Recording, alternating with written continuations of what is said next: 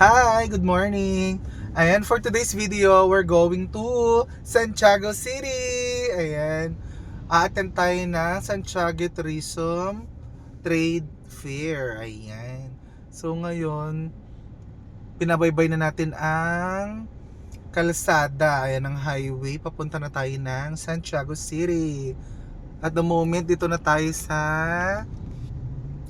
Cordon.